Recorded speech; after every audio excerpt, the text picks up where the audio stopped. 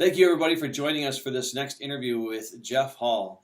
Jeff is one of the foremost private security cargo theft investigators in the United States. And along with Bob Hastings, who we also talked to earlier, Jeff and Bob, they will handle a lot of the cargo theft cases for insurance companies throughout the U.S. And especially Jeff, in speaking with him over the years, as far as knowledge for cargo theft investigations and cargo theft or supply chain security programs, there's a wealth of information that comes from Jeff. So I really want to thank you very much for taking time from your extremely busy schedule to be with us today, Jeff. If you could, please, everybody can read your bio down below, but could you please just give us a little brief of your experience? Well, first of all, thanks, George. I'm honored.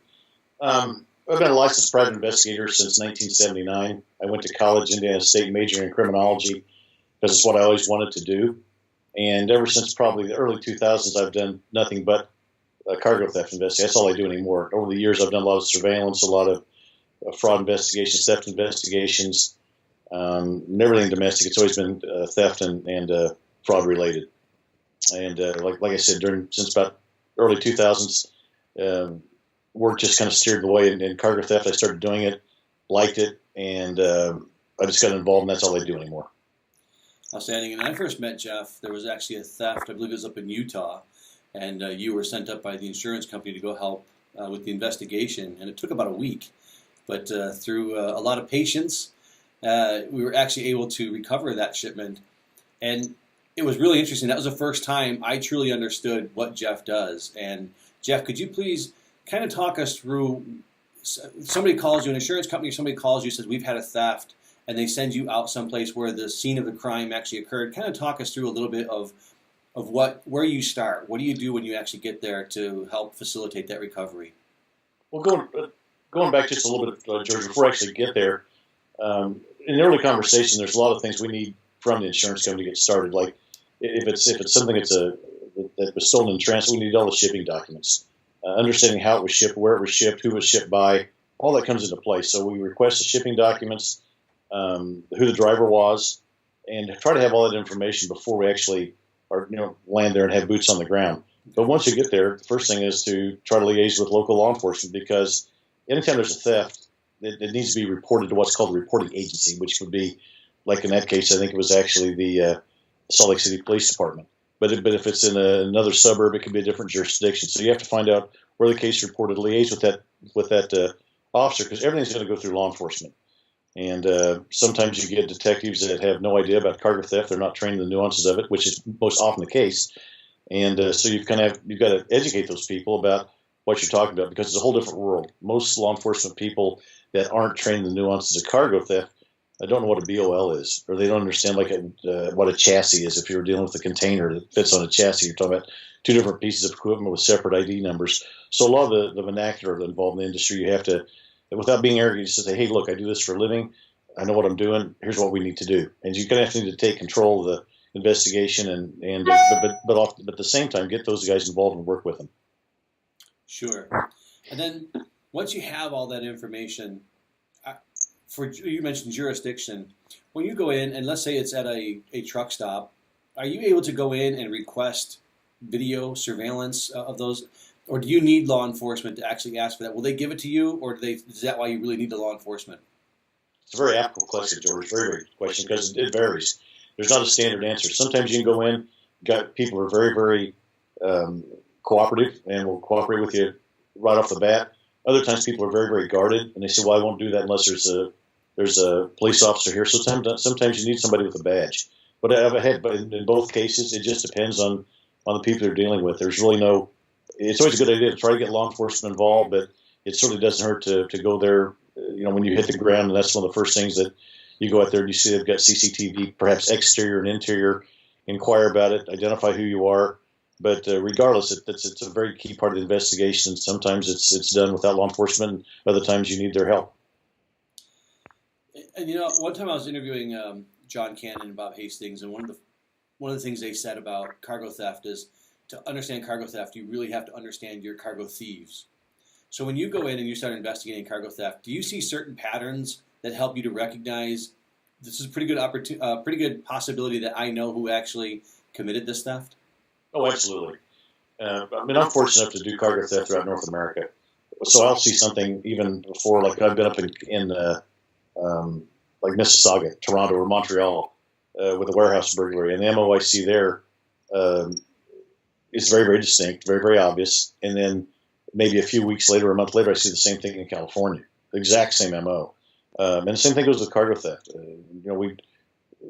People in the industry know that when you have most sophisticated cargo thefts, where warehouses are broken into and nearby equipment, including trucks and trailers, are stolen to take like 4 loads out of a warehouse. It's usually done by the Cubans. I mean, there's an expertise and sophistication those guys have that most other cargo thieves simply do not.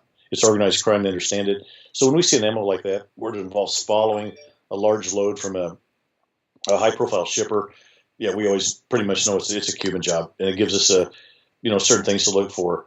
I'm based in Dallas, so I do a lot of work here. Just by where the theft occurs or where we find the stolen equipment, a lot of times tells us what, it's a local street gang that we know out of South Dallas. Same thing in LA. I mean, certain things happen. We know it's the Crips or the Bloods. Could be a street gang, or if it's going to be some guys we have a history with, based on, there's a particular group out in LA that actually employs violence in their thefts, which is very, very rare in cargo. So when we have a job where somebody has a gun pointed in their face, somebody pulls into the yard and a guy jumps out of a bobtail and points a gun in their face, that's a very, very obvious MO for a certain group. So no, there's no question, George, that by the MOs that we see on cases, regardless whether it's in, like I said, local here in Dallas or in Canada, when you do work in all those areas, the MOs, you definitely identify them. And if you have a good idea of who committed the actual theft, is it easy to say that you'll know right away whether or not there's a good likelihood of you getting the cargo back? Well, it's a start in the right direction. It's just very, very similar to the case you were talking about in Salt Lake City. If you have a tracking device that's embedded in the cargo, it gives you a breadcrumb trail. I've got informants in different parts of the country, so a lot of times the theft will occur that I haven't even been assigned yet, but an informant will call me and say, "Hey, Jeff, do anything about this load of mattresses or car batteries?" And I'll say, "No, I don't know anything about it." Then a couple of days later, I'll get contacted the insurance company and assign that case. So just having informants that you have to understand. When I say you, I mean people aren't involved in the industry. Sure. That thieves have to steal. They have to get rid of things. I mean, they're in the business to make money. They're kind of economists. They steal things that are popular.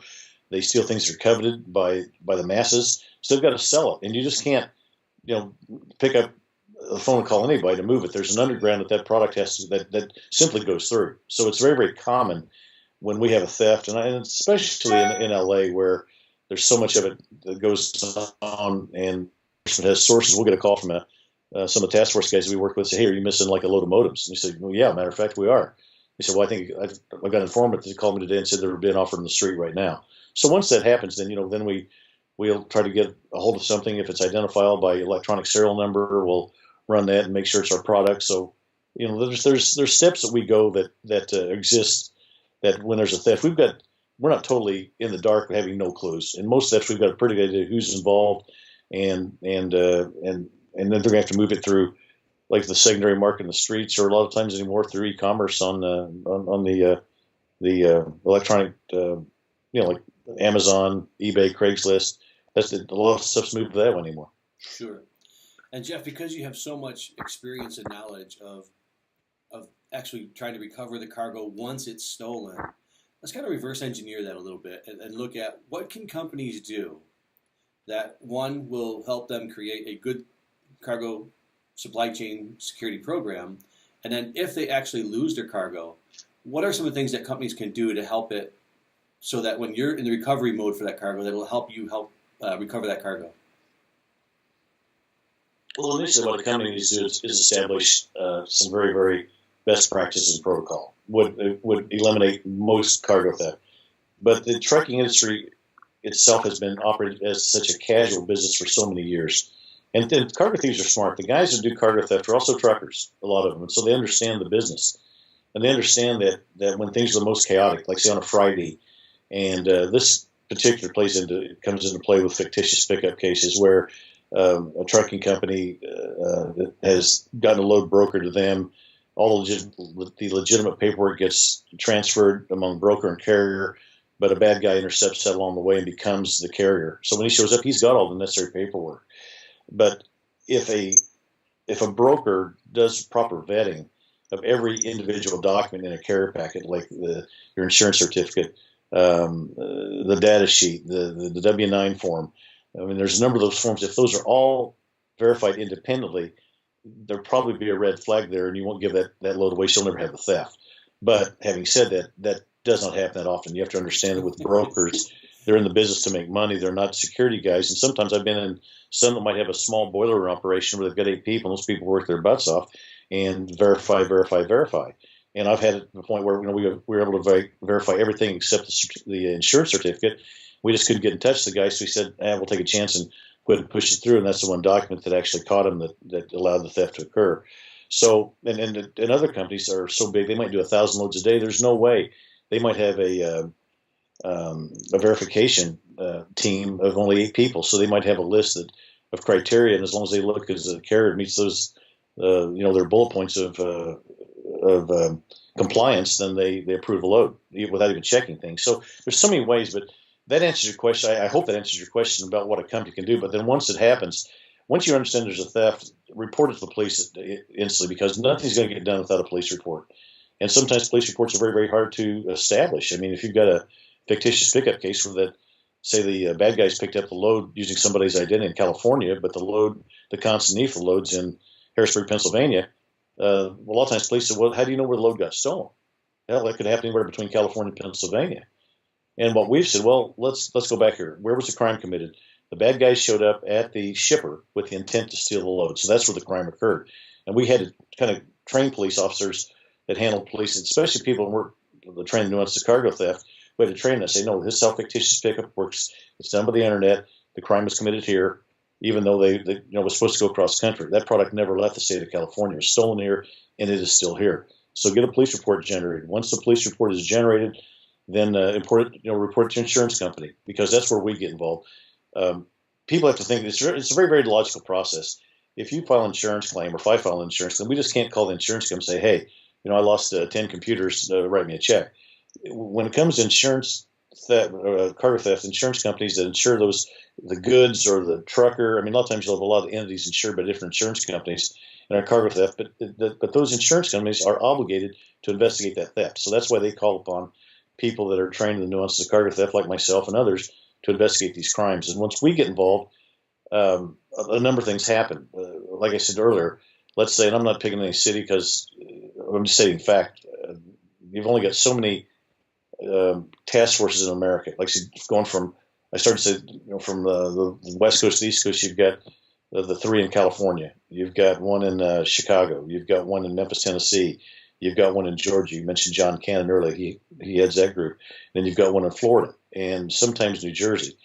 But that's pretty much it. So if you have a case that happens in Indianapolis or Kansas City or St. Louis, they don't have detectives trained in the nuances of cargo theft. So if you have a case there, you need to go there, work that, find out who's involved, get police engaged, because you're going to have to have their involvement for their help. So getting a person that's in private security or private investigator that knows about cargo theft, you kind of want them to manage your case, get them involved, and they'll do all the necessary things. Get a BOLO out, which is called a be on the lookout. Something we put out that's in essence a who, what, when, where the theft. Make sure that gets published so it goes out to law enforcement throughout North America, so you know what you're looking for. So the police know what's been stolen. Is it TVs? Is it a load of meat? Is it copper? Whatever it is.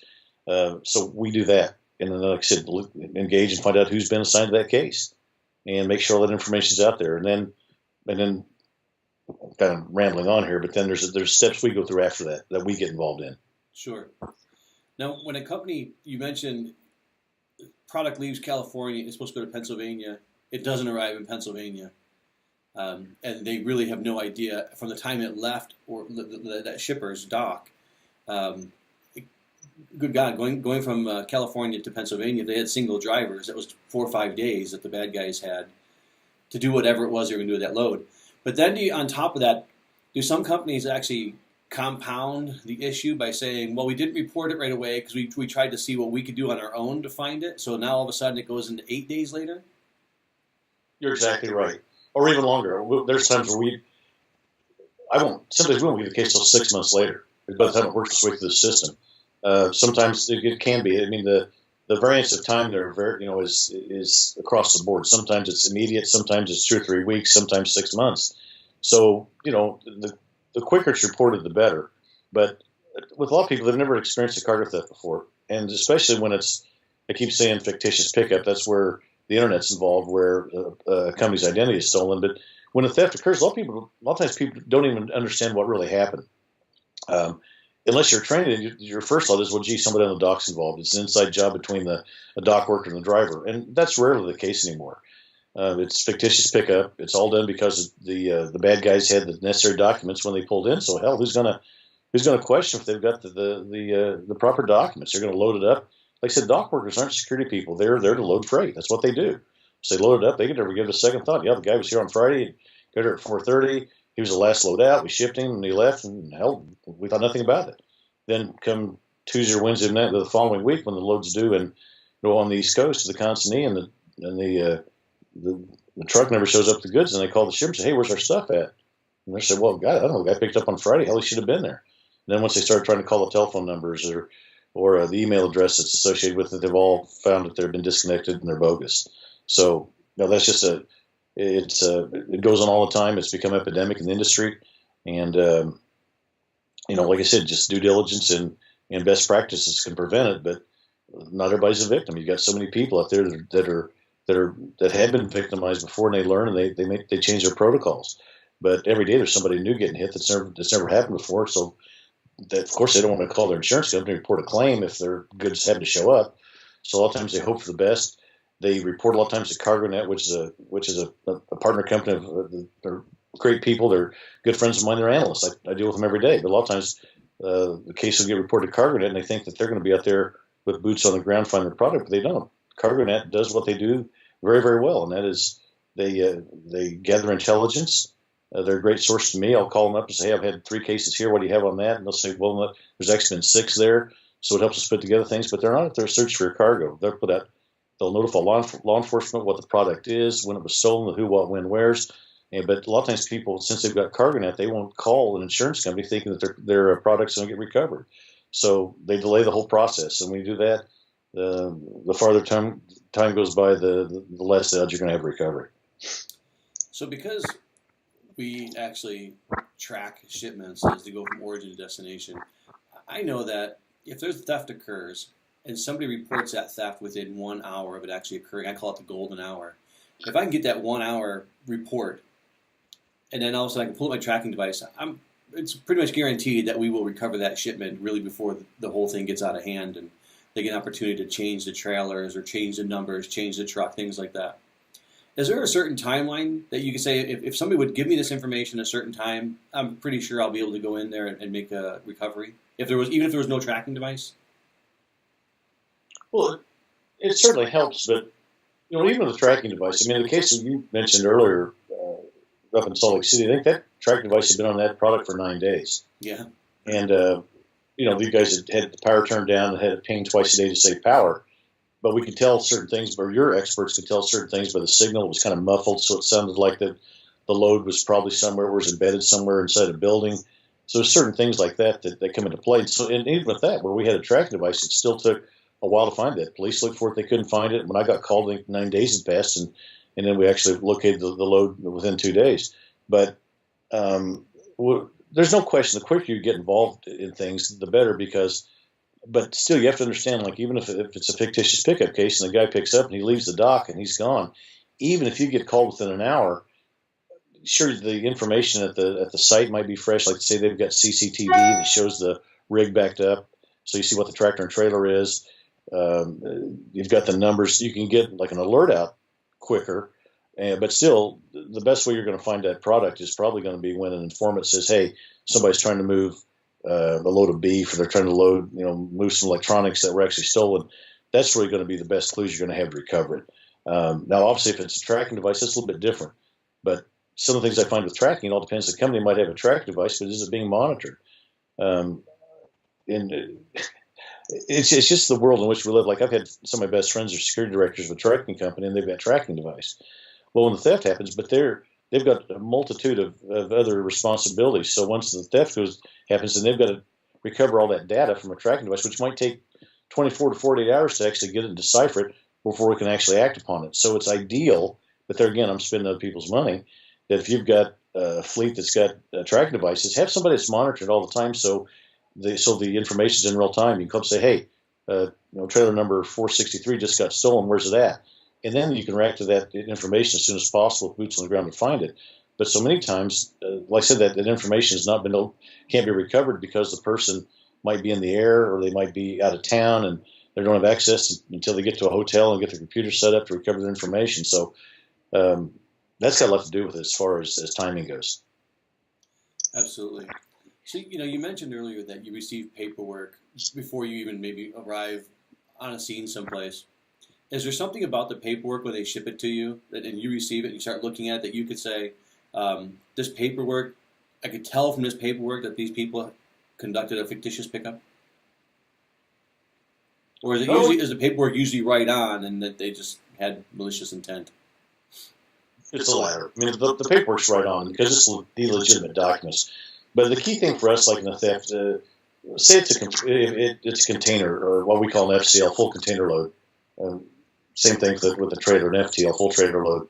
If something's picked up at the docks and it's a container, having the ticket that shows the time that was in-gated and out-gated, what time the tractor got there, what time he left. Certain things like that we look at are very, very helpful. Not as much that because it helps us to form a timeline of the theft. So that's where the paperwork comes into play. And then, of course, the insurance company needs that just to settle the claim. So that's why we always just make it a habit of where we ship from. Hell, it might come from Shanghai, China, it gets to the United States, and then it gets taken to a customs broker, and then from there a trucker comes and gets it and takes it to the yard in Chino, just to be able to track all the movements of that load. The insurance company wants to know that because a lot of times how it's handled at a certain venue depends on the liability coverage. So that reason from an insurance reason that really doesn't come into play as much of a theft, but still it's part of the entire package. Okay. And when we talked about earlier about reverse engineering kind of a theft so that we can understand how to create a better or a more robust and resilient supply chain security program, you mentioned having good standards in place and best practices at the dock, and obviously tracking devices help, but it's not the be-all, end-all, as a lot of people would think that it is. It's a layer of security. In that, was there anything else that companies can do, organizations can do to help create a more resilient supply chain security program? Sure. Awareness is one, but there again, you have to look at reality. I mean, who do you have when you're dealing with dock people? And I'm not being disrespectful, but like I said, they're not security guys. They're there to load goods and move product, and that's how they make their money. So even though you might tell them to be attentive, be alert, or is that going to sink in? Yeah, it may, it may not. But there's certain things that company can do that would help a lot. Like having invest in a very, very good CCTV system. If you're a shipper, and we see it all the time. Sometimes you have places that are like Fort Knox, and in a fictitious pickup case, it's kind of funny because people go, well, how they steal it? We have great security here. Well, they had the proper paperwork, so the guard, when I looked at it, hell, everything was in order. Hell, they had an AK-47 and had 15 guards there. It wouldn't have prevented that theft because the driver, the carrier, even though he's a fraud and he's a crook, had the proper paperwork. Right. But still, if you have things that, it's a good idea to have sign-in, sign-out procedures. Who comes into my yard? Write down that, get the driver's CDL. It's great if you've got CCTV where you actually take a picture of him or he's on video. Record the license plate number on his tractor, on his trailer. Get the unit numbers, which are separate. It could be truck number 102 and trailer number 416. Record that. So you've actually got a video picture of what's happening. And same thing when he signs out. Find out, record the seal number, record all the information on the truck, have it filmed. Because we've caught guys a lot of times on fictitious pickup cases where we've had clients, or not clients, but victims, insured a lot of times, or where the load was picked up, where they've had a very, very good CCTV camera. So when the guy's checking out, get his paperwork, it zooms in, you're looking right at his face. And then that same guy, maybe 6 months later does a pickup at a similar place, and we can match that photo. And then the guy ends up getting arrested. We ID him, and that's how that happens. So, yeah, having good sign-in, sign-out procedures, having CCTV cameras, record as much as possible. those things, those are the ways we actually catch these guys. And like I always told people, it rarely happens where we catch them on one event. It's incrementally. Like we go to one place, like these guys will hit like 3 or 4 different places, but under one identity. So we'll go to one place and they might have good CCTV. You get that. Go to the next place and they've had somebody that was forthright enough to write down all the information about the rig, the tractor and trailer involved. So you go to each different place and collect that data, that information. That's what usually leads to identification and arrest. So you mentioned earlier that these bad guys that are stealing the cargo, a lot of times they're truckers themselves. And I know that there's actually cases where they will pick up a shipment at origin and they actually deliver it, just like they were supposed to. They don't steal everything they pick up. Do you believe that a lot of that could be because when they get to the dock, if they recognize there are really good dock procedures there, it's because there's risk to them too. They don't want to get caught. So if they go in and they see all these different procedures and they find out, okay, I think that if I steal this shipment, there's too many ways for them to identify who I am, and then they don't steal it? Or is it that they'll go and take 1 or 2 shipments because they're doing surveillance? So they're trying to build that trust. They'll actually take a couple of them and deliver them and kind of learn your procedures and how you operate, and then they'll go back kind of, I guess for the lack of a better word, for the mother load when they see, okay, this is what we're shipping, and now I got a better understanding of this company's operations. George, I don't know if that really goes into the plan. I'll tell you why. I think I understand what you're saying, but what we're finding more and there again, that comes back to more of, I think, when we're talking about identity theft, fictitious pickup cases, is these guys are going to get the load regardless because they've got the proper paperwork. That gives them a lot of confidence that they're not going to get caught. But what's happened is fictitious pickup and identity theft has manifested. Before, how it normally works is there's 3 major load boards. There's Internet Truck Stop, DET 360, and Get Loaded. If a load is posted on one, it's simultaneously posted on all 3. So when the load goes up, that used to, it'd be there was major things that would tip a smart cargo thief off. It's a high value load. It would say that that you're required to have $250,000 of cargo liability insurance to pick up this load. Well, that's to eliminate the mom and pop and marginal carriers that aren't properly insured. Mm-hmm. That's the intent of it. But a thief looks at it, well, hell, that's a high value load. I don't care what it is. I'm interested in that load. And then it might say team drivers required. Well, that means if it's team drivers required, they don't want the cargo sitting still. So they want team drivers, which also indicate a high value load. So once they get that load, they're going to take off with it. And in the early stages of fictitious pickup, back in 2010 and 2011, and then as it got to be epidemic, guys who do 3 or 4 loads a week use the same identity. A lot of times they had no idea what they're picking up. They might go to a 3PL that might carry Polo and Bed Bath Beyond and Ross product. They could find that out through research over the internet, but until they actually pull up there, they really don't know what they're getting. I mean, a lot of times the paperwork doesn't say that. So they know it's something high value, but they're not sure what the commodity is. Well, that's all kind of changed because we caught some guys on some high value loads, so they kind of had to change. So now what you were saying comes into play, but not for the reasons you were saying. What they'll do is they'll target a load, but they're not really interested in the load. What they're interested in is maybe a cash advance. They'll steal an identity, and then they'll contact the broker and pick up the load and say, hey, we got your load. And they'll go, great. But we're having some problems with our truck, or we're low on gas. Can you send us a field advance of like $1,600, $1,700? They go, well, sure we can. Hell, you got our load.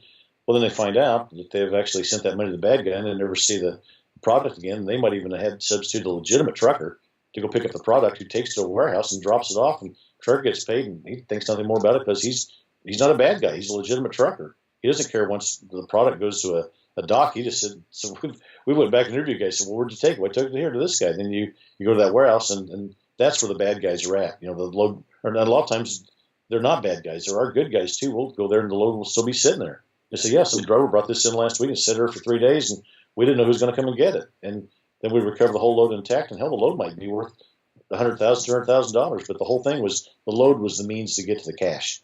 Okay. Now, Jeff, the insurance companies that hire you in the U.S., you also do international investigations. What do you see as some of the things that are similar? It doesn't really matter where you go in the world that are similar in cargo thefts. The facility has a lot to do with it. I mean, you rarely see cargo theft in a place that has really good security protocol. If you go around to a yard that's fenced, lighted, gated, and has a very strong security presence, these won't mess with that because it's on a soft target. Usually, when you see cargo theft, it doesn't matter if it's in the Mississauga area up around Toronto, which is where the Mississauga is a key cargo theft point because it rings Pearson International Airport. That's where all the shipping goes on there. And when you go there, usually theft happens where there's a yard. It might be well lit, but there's no fence around it. There's no guards there. The same thing when we theft after theft I've had. Doesn't matter if it's in Denver, Los Angeles, Chicago, Seattle, Tampa. A lot of times you go to a yard and a driver's pulled his rig in there with a sealed load, and either he's been followed or thieves. A lot of times will go out and shop. They'll just go to a yard on a weekend knowing that there's probably going to be some loads that have been parked there overnight for Monday delivery, and they'll just start looking at seals and popping seals and seeing what's in those trucks. So the softer the target, less security. I can't tell you how many cases, George, that we get that's the criteria. You'll go in and you'll see like 15 or 20 cut seals in a yard, and they're shopping for the best load. So the tighter security, you can definitely prevent cargo theft. Very good, Jeff. Is there anything else that you would like to be able to tell the global audience to help them with their supply chain security programs? Just be aware that you never know it all. I mean, like I know a lot, but I mean, I learn things every single day. I mean, you go somewhere and you're like, gee, I didn't know that, or boy, that's a better way to do things, or that's something else we need to be more cognizant of. I mean, we rely on IT a lot. We've got a guy that is an IT expert that helps us. We couldn't do this work without him. I mean, I'm by no means an IT expert, but I can get him. He can explain things to me a lot of times where you see a pattern, or it makes you look at makes you look at the case entirely different about how the product might be moved. I mean, I can't stress enough how much the industry is changing and how much you need to be willing to change and learn with technology. It's changing everything. I mean, there's jammers that jam GPS tracking devices anymore. And a lot of times I think we have the tendency, especially when this fictitious pickup case started, you have a tendency to sometimes think of the bad guys as being maybe sometimes more sophisticated than they are. And because when we first started having this, we thought, well, they might have a guy sitting in an apartment in Gdansk, Poland. And if we started trying to track his IP address, he'd bounce us all around the globe. When through the work that we were doing, we started really looking at things like we'd see the fax numbers used where these carrier packets are sent to the broker. And then we'd find out it's the same number. Then we'd go to that address and find video and see the guys coming in there, then doing surveillance on those guys and fall into a warehouse. Then you realize that it's maybe not as much a degree of sophistication as it is a degree of diligence. These guys are very, very diligent. They're very, very resolute in what they do. I mean, to the point where it's scary how resolute they are in carrying out their crimes. But on the other hand, it's just when you do this professionally, it's always in the back of your mind that if somebody wants to push it to another level of IT and become like a true mastermind, where they're bouncing around and trying to fool you and deceive you on online, I'm sure that's probably, if it hasn't happened, it's certainly going to be something that's going to happen in the future. Well, thank you very much. Thank you very much for that, and thank you very much for your time today, Jeff. I know everybody will get a lot of benefit and value from watching this. Hope everybody took some good notes, and this will be available for replay for several months down here on this page. And if you have any questions, you will be able to, Jeff's contact information is below us here. You will be able to reach out to Jeff, and you can ask him questions. Either there's something that we didn't cover here that you'd like to ask Jeff, or something you'd like more elaboration on. But I wanted to respect Jeff's time today and kind of keep this short. But Jeff, thank you very much for your time, and I look forward to seeing you again in the future, sir. Thank you, George. It's been a pleasure. And as always, look forward to seeing you. Thank you. Take care. Bye.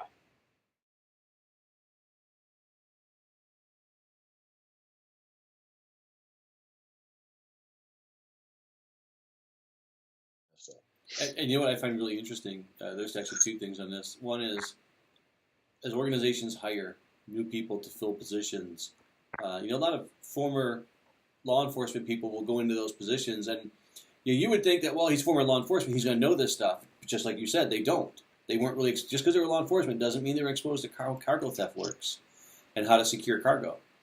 You're exactly right. And that's what and I think that these guys understand that once they get in, a lot of them, once they get in, they're like, man, I don't really like this, because they understand the detail work involved in this. I mean, that's where a lot of guys don't want to investigate cargo theft crime. They don't have to sift through all the BOLs and deal with the shipper, deal with the manufacturer, deal with this, deal with that. There's multiple entities you have to deal with in these cases. Some people are great, some people are pricks. Yeah. I mean, they just are. I mean, some people don't want to cooperate with you. Hell, the insurance company's going to pay for that. You don't need that. Or I've got other things to do, but I can't get to that. and other people are fantastic. Man, they'll get the serial numbers of their product they want found. It just depends across the board. But you have to be able to, to be prepared to deal with that. You can't just say, well, hey, I'm an ex-cop, give me that. Well, they're like, buddy, I don't care who you are. It doesn't matter. I mean, and we see that all the time. And so you're right. It's something that you have to. It's a different industry, and it's just a different world, because that comes up when you're talking about law enforcement. I've got another one that's in the same area, same informant, where 2 loads of TVs got stolen. He knows where they're at. I've been to the facility where they're at, but getting law enforcement to, the reporting agency's detective was on vacation. He had done work on the case. Then you got to be very careful about trying to pull that case from him or getting someone else to work it when it's his jurisdiction. Oh, he's going to get pissed off. So what do? Do you wait 2 weeks because nobody else is going to work on it, and then the window of opportunity where that product is being stored might pass? So there's a lot of things that come into play there where you're not trying to be a hot shot. You're just trying to do what's best in the interest of the case, and so it's a very delicate balance to handle sometimes.